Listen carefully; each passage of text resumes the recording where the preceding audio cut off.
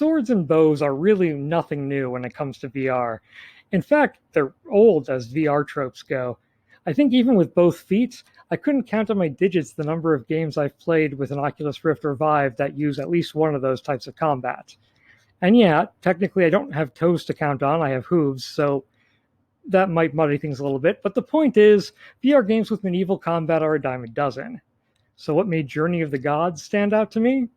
Well, for one, it's published by Oculus Studios. Usually they have a pretty good reputation for putting out polished games. And for another, the graphical style looked really interesting.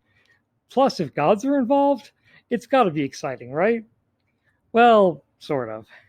Welcome to Horns in a Headset. My name is Horns, and I'm here to show you the best and worst VR have to offer. Today, we're taking a look at Journey of the Gods. Journey of the Gods starts off by telling you its story. Its boring, derivative story. That isn't really why we're here, though, is it? The point is, basically, the gods have called upon us, the humble player character, to help them defeat the great evil. The other gods seem to think that you're one of them, actually, even though you aren't, and they're all giant birds, which the player character is clearly not, so I don't know who exactly they were expecting, but they got me.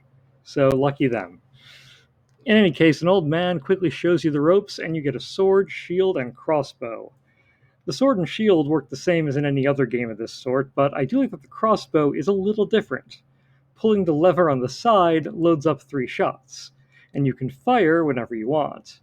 It isn't super duper easy to aim with this thing, but I found it to be fairly easy to hit my intended targets most of the time. The sword gameplay, at least at the start, is kind of boring though. Enemies either attack with projectiles and don't even try to dodge or block your attacks, or else they hit you hard with attacks you can't really parry or block at all. In fact, some of them do both, like the boss that I'm going to describe a little later. The twist for Journey of the Gods, though, is the god powers. The first one you unlock is pretty basic. You can make trees grow and shrink. Early on, the only real use for this ability is to unblock a couple of blocked paths. Exhilarating, right? Something that could have been handled by a breakable wall.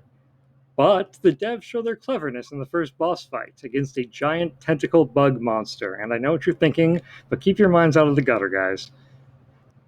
This guy is one of the baddies who shoots you with things your pitiful shield can't even begin to try to block. Fortunately, you fight the disgusting creature in a field full of trees. Thus, while using your weapons to fight the boss, you also have to switch in and out of God mode to raise up trees to protect you. It's a great idea and executed decently well enough, but it gets super frustrating when you're just barely too slow to find cover before a giant ball of death hits you. Now, keeping track of yourself, the baddie, its weak points, and the trees all at once can be a drag.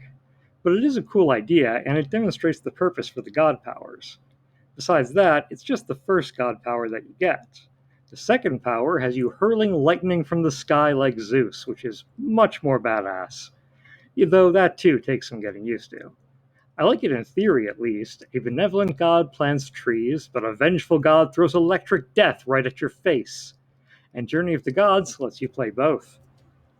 Anyway, I mentioned the visuals before. Just taking a look at the logo was pretty intriguing. And yeah, it is a pretty unique style.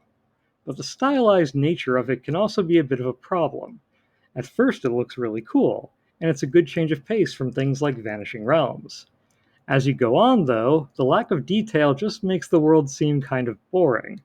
The designs of the gods are pretty cool, and like I said, they're all birds for some reason, but the world itself is made more dull by the bright, simplified visual style. Counterintuitive, I know. It probably doesn't help that the stages feel so empty sometimes that they remind me of Donald Trump's inauguration. Collectibles and upgrades are hidden all around, but to compare it again to the genesis of the VR action-adventure genre, it isn't as fun as collecting gold from all around in Vanishing Realms. These things aren't great for immersion either. It's hard to feel like I've entered a real new world when it's empty, after all. And while stylized graphics in VR go together like chocolate and more chocolate in a game like Superhot VR, here in Journey to the Gods it takes away more than it really adds. I think the look could have been tweaked to pull the player in a lot more, but right now it just doesn't quite cut the mustard. At the very least, I think I've proven with this review that Journey of the Gods is good at reminding me of other VR games to play. Basically, you can do better. If you're looking for a game like this and you haven't tried it already, I highly recommend Vanishing Realms. It's an earlier VR game, but when it comes to fun and immersion, it seriously delivers. Journey of the Gods, meanwhile, gets 3 pipes out of 5. Don't ask how my scale works, it's very complex and secretive, I promise. Anyway, thank you so much for watching our first episode. If there are any VR games you'd like to see me cover on the show, drop a comment or send me a note. Also, please make sure to suplex that subscribe button into position. I know it's annoying, but we really are counting on you.